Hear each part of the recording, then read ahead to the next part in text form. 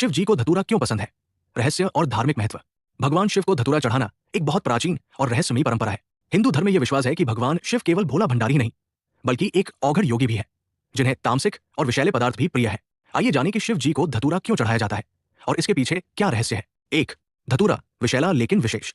धतूरा धतूरा एक विषैला पौधा होता है। इसके बीज, पत्ते और फल सभी नशीले और जहरीले होते हैं।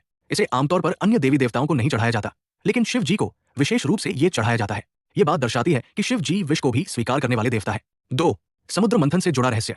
समुद्र मंथन के दौरान जब हलाहल विष निकला, तब देवता और असुर दोनों उससे घबरा गए। तब भगवान शिव ने उसे पी लिया और अपने कंठ में रोक लिया, जिससे वे नीलकंठ कहलाए। धतूरा एक प्रतीक है उस विष के नियंत्रण का। इसलिए भक्त शिव जी को धतूरा अर्पित करते हैं, ताकि वे भी अपने जीवन के विषों, कष्ट, क्रोध, मोह आदि को नियंत्रित कर सके। 3, औघड़ और अघोरी परंपरा का संकेत। शिव जी अघोरी और औघड़ संप्रदाय के अधिपति माने जाते हैं। ये परंपराएं उन चीजों को अपनाती है जिन्हें आम लोग तिरस्कार करते हैं, जैसे श्मशान, राख, भांग और धतूरा। ये दिखाता है कि शिव जी सामान्य से परे हैं। उन्हें पवित्रता और अपवित्रता का कोई भेद नहीं। 4, मनोकामना और रोग निवारण। धार्मिक मान्यता है कि जो व्यक्ति श्रद्धा से शिवलिंग पर धतूरा चढ़ाता है, उसकी मनोकामनाएं पूरी होती है और मानसिक तनाव, नकारात्मक ऊर्जा तथा भूत प्रेत बाधा श्रावण मास में प्रभावी माना जाता है। 5, आयुर्वेदिक दृष्टिकोण।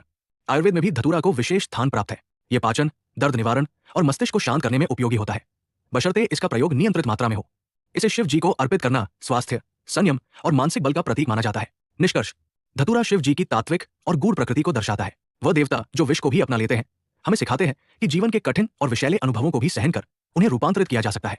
धतूरा चढ़ाकर हम अपने विकारों को भगवान शिव के चरणों में समर्पित करते हैं।